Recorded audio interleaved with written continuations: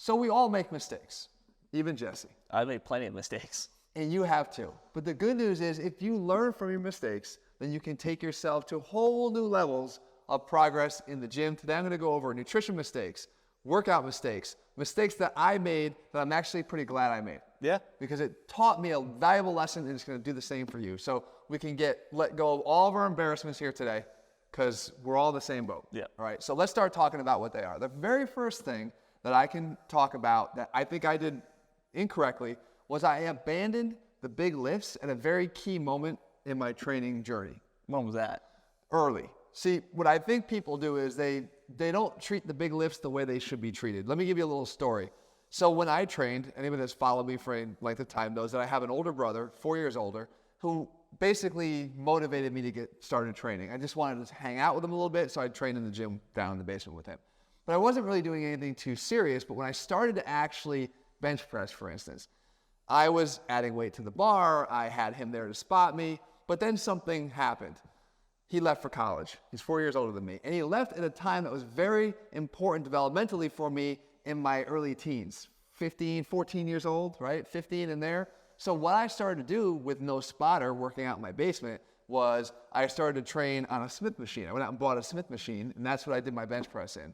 Or I would do it in a rack, but I have to admit, like, whenever I failed, I had to take all the plates off and then put the bar back on top and get myself ready for the next. And I was too lazy to really care about doing that over and over and over again. And doing that's no fun either. I've been pinned on the rack before, and it's unracking and re-racking and putting the plates back on. It sucks. Yeah, it's a pain in the ass. So what did I do? I didn't really want to bench press that way anymore. Mm-hmm. And I kind of abandoned it at a pretty critical time because as a beginner, your foundation around those big three lifts really does set the stage for strength and ultimately building up a solid base and foundation that you can start to pile upon as you get more and more years of training experience. Well, yeah. I mean, also, don't forget, when I first started working out, I was terrified of the big lifts. I didn't want to go anywhere near a barbell, and it was under you telling me you have to start lifting this way in order to see growth and strength that I finally did it, and thank goodness that you told me that I needed to do it because I love it now. Yeah, we call it an exophobia, where you just you're scared of those movements because they're the most complicated with multiple joints moving, and you're also scared of the fact that they do allow for the most weight to be used on the exercise. Yeah. Now, one of the things I think people do still to this day is they appreciate the value of the big lifts, and they're probably doing it even in their younger developmental years, and that's a good thing, but they're not treating the big lifts well enough. See, you can't just check the box that you do bench, and you do squat, and you do deadlift if you're not progressively trying to get stronger in those exercises. And I mean that. I mean literally trying to progressively get stronger in those exercises. And that means utilizing proper programming of those exercises. Mm-hmm. So that the right number of times per week, the right type of loads that are being lifted here. A lot of times guys still train to failure on those lifts. Yeah. Or they try to approach failure, and we'll get to that in a second. But they try to approach failure when we are trying to build strength. That's not the approach you want to use. No.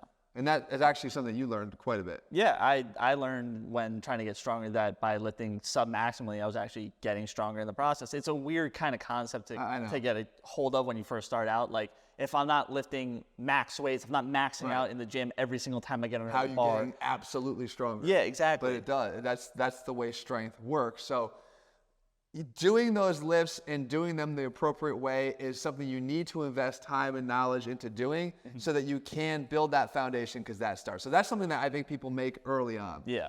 Progressing down the list here, and again, I made this mistake, the volumes that we train at. Right? Now, I grew up in an era where I did not have YouTube. I had magazines. And I had guys like Sean Ray and Lee Labrada and guys that actually still follow, and some of them actually follow me today. I'm very honored about that. Pretty cool. But I actually saw the volumes they trained with and just followed along because that's what I figured I needed to do. Mm-hmm. And there were moments and times when I did 35 set workouts for just chest. Wow. Or did 40 set workouts for back and biceps. Jeez. Right? And I can tell you that my biceps never needed that much volume. I can tell you that no muscle group in my body ever needed that much volume, and I can promise you guys that you don't either.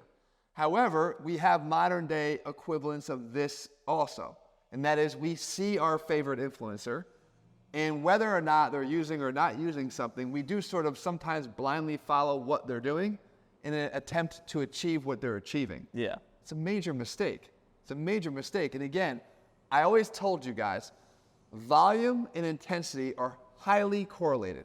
If you train hard, you cannot train long. You can do one or the other. You cannot do both.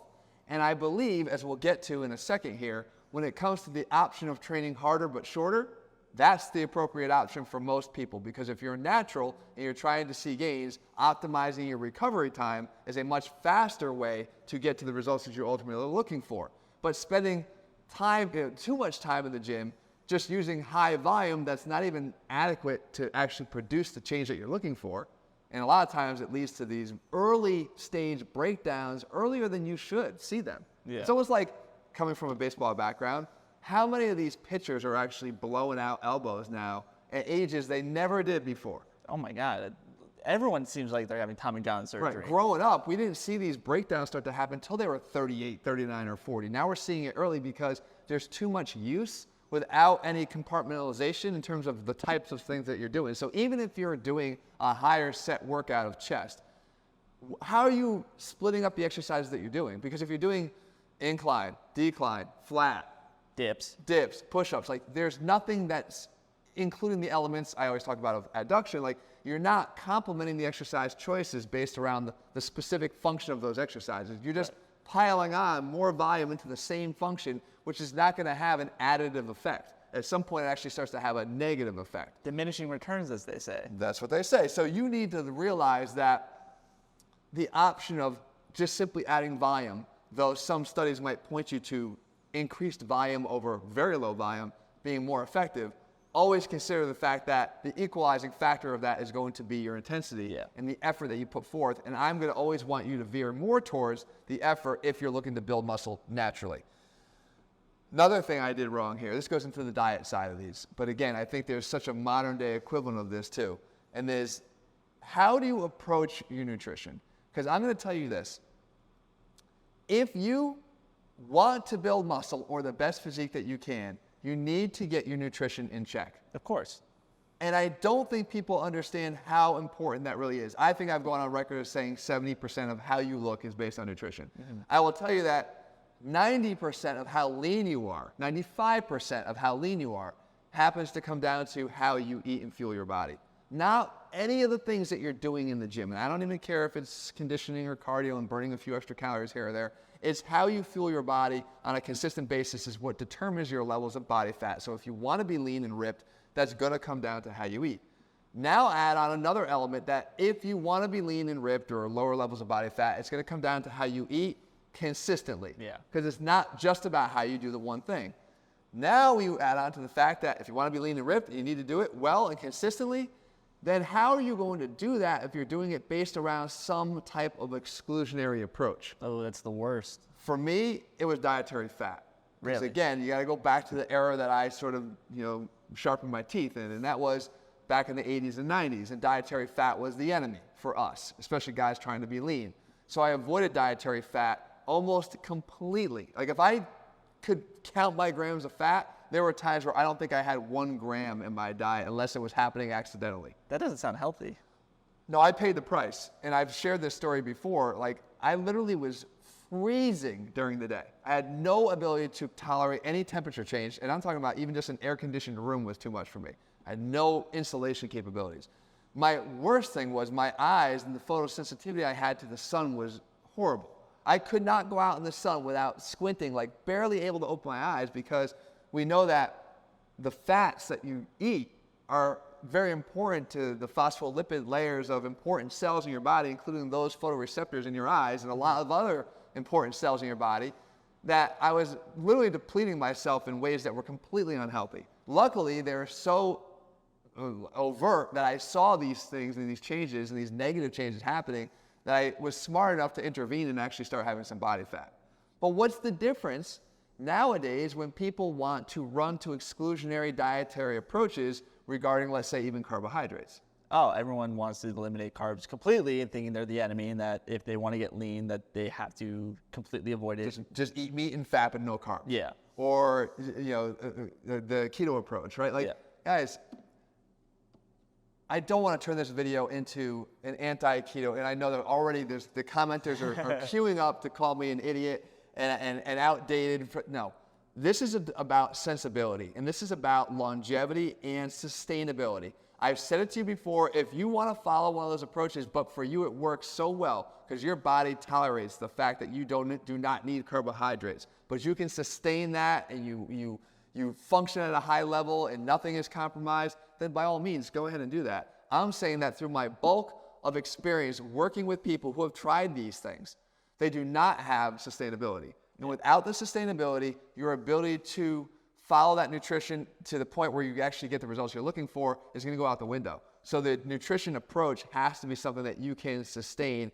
and anything usually built around deprivation is not going to be sustainable. Yeah. That's my personal opinion, and I believe it's a mistake that still to this day is something people need to be very mindful of. Let's stick on nutrition and talk about the role of supplementation. Okay. You actually have a good experience here.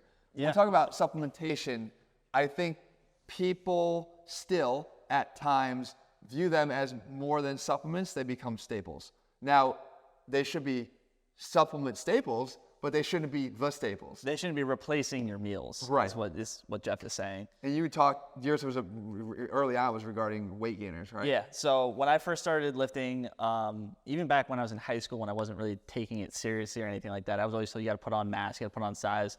So I figured the best way to do that was to start drinking mass gainers, just all those liquid calories and those protein shakes and everything like that.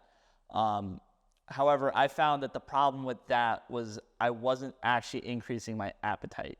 And that was a problem for me because when it came time to eat actual meals and have nutrient-dense meals, I wasn't getting in what I probably should have in terms of volume. Can I tell you why that happens? Yeah, go ahead. Because when your body literally, like your stomach will actually grow and accommodate in size. Yeah. I know a lot of people hear the bullshit stories sometimes of the celebrities who go on those big movie bulks, right? And all of a sudden they make those transformations. And we probably know there's some other stuff happening behind the scenes that's leading to that. Yeah. But the reason that they always give for what the biggest challenge of that transformation was what? Eating. Yeah, it's like, oh, I couldn't eat. The biggest hardest part for me was eating all I had to eat. You know, it wasn't injecting what I was supposed to inject, but it was eating what I had to eat. But there's truth to that because you literally have to work at that. When I was in high school and starting to go down the road of trying to be more bodybuilder-esque, I never put the tights on, I never did any of that, but I was trying to become bigger and stronger. I remember packing like 2 sandwiches, right? Or an extra can of tuna. I actually did. I had a can of tuna and I would open that. It was disgusting. It smelled in the cafeteria. But like, I was trying to physically eat more food through more opportunities, so more snacks, and also having more food per every meal. Well, that's what you did for me too, is you told me that in order to increase the calories that I was taking in, I shouldn't be rushing to the mass gainers. I should be trying to eat whole foods or at least foods with nutrients in them. That stretches and builds the capacity of the stomach. And if you remember, one of the things that I was doing was that every time I came to work, I had like 2 or 3 extra peanut butter and jelly sandwiches that I'd have throughout the day. Just at random points throughout the day, just eating a little bit more just to increase that stomach size. So, and the other benefit of that though is just learning how to actually eat nutrition, right? How to consume nutrition and how to feed your body and realize that your body is a machine and that you are fueling it. The same way that you would put gasoline in,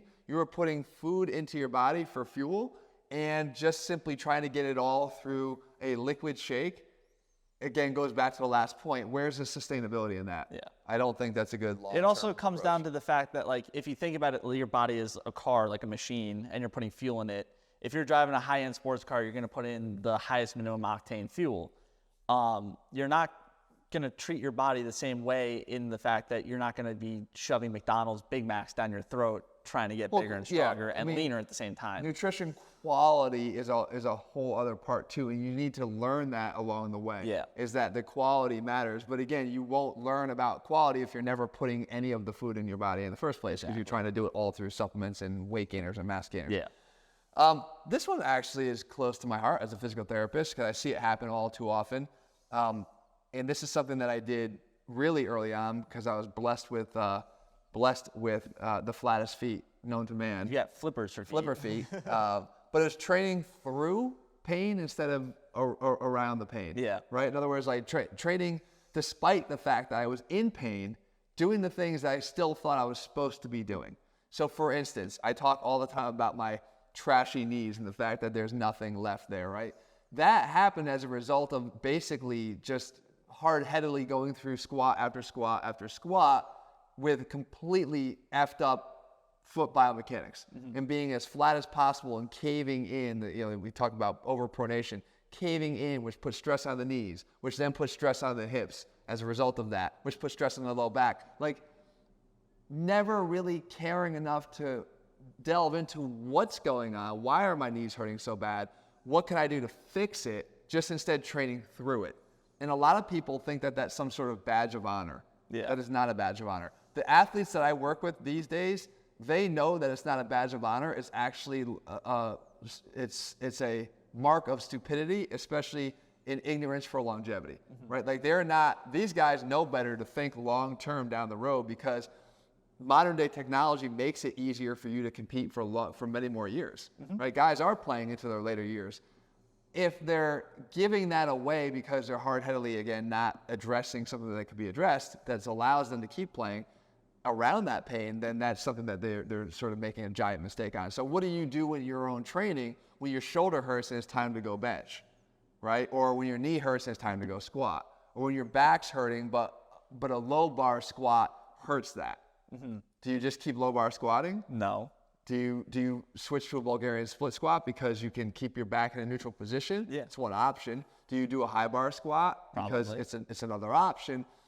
Being understanding of all the different ways you can go, and also understanding that there's a lot of ways to get to the same end goal. That's a skill that we all need to develop, and I think people don't understand that enough. They think that there's only one path to where they need to be. I did hear Michael Hearn. Michael Hearn spoke about incline benching, right? Like, he says he exclusively incline benches, does not do flat benching. He abandoned that a long time ago, and actually even tells his son, his young son, we're not doing anything but incline benching. I honestly, I applaud the conclusion, because for him, a lot of people say, I know, but I know how valuable flat benching is. I should do flat benching at some point. I've been told I should mix it up. But what if you found that is the solution that works best for you, is to just incline bench press? That's where you see your best results. Yeah, that's not bothering your shoulder. And right, or well, in this case, maybe that would actually more than a flat bench, but I'm just talking about in general, that path leads to better results. Right.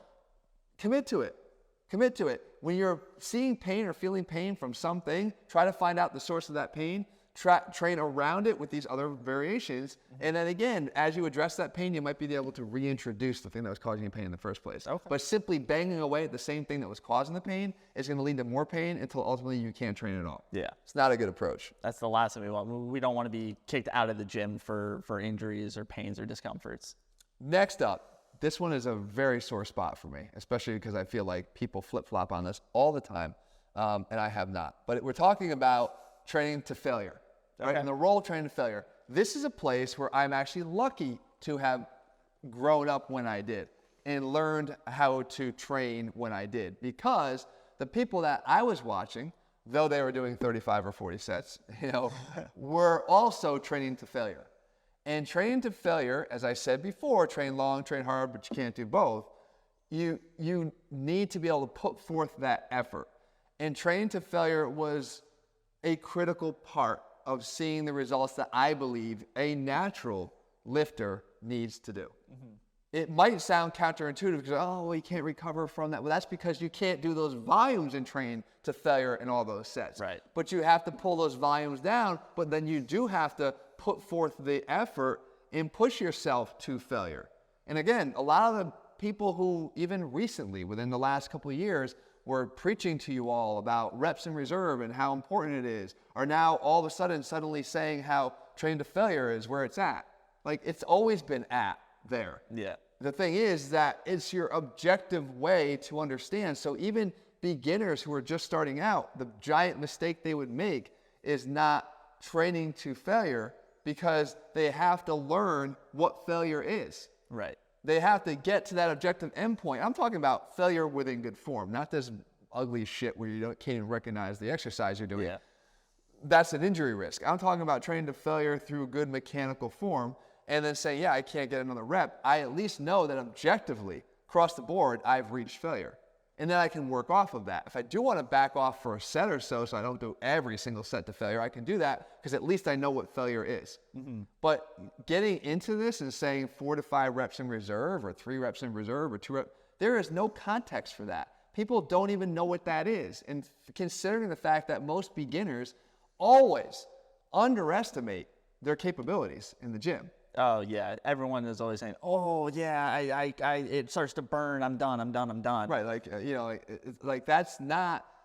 As you'll find out, the longer you lift, that's not the right feeling to be backing away from. Sometimes that's the exact feeling you need to lean into. And as we talked about before, the higher the rep count goes to where you're gonna fail, the more imperative it is in that set that you actually take it through that burn into failure. Yeah. To actually go to full muscle failure in that set. It's Again, like metabolic training when you always say Right. like the set starts when the burn starts. Right. Because if you stopped when the burn starts, you're stopping so short of failure that you're not going to see any of the gains that are coming to you. Yeah, I if mean, you actually did it. that's science proven now. We know that the capacity to build muscle can happen across a wide variety of rep range from 5 all the way up to 30. Yeah. But the necessity of getting that set to absolute failure is going to be more and more necessary the higher those reps go in a set. So if you're going to failure at 18 reps, 22 reps, 25 reps, you really have to take it to that failure point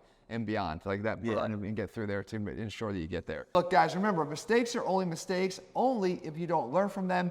We all make them. The key is what do you do in response to them. If you're looking to fix your gym mistakes, I actually have a video for you to check out over here. And also, if you haven't done so, make sure you click subscribe and turn on your notifications so you never miss a video when we put it out. Guys, complete programs, meal plans, all available over at ATHLEAN-X.com. Hope this helped you out. See you.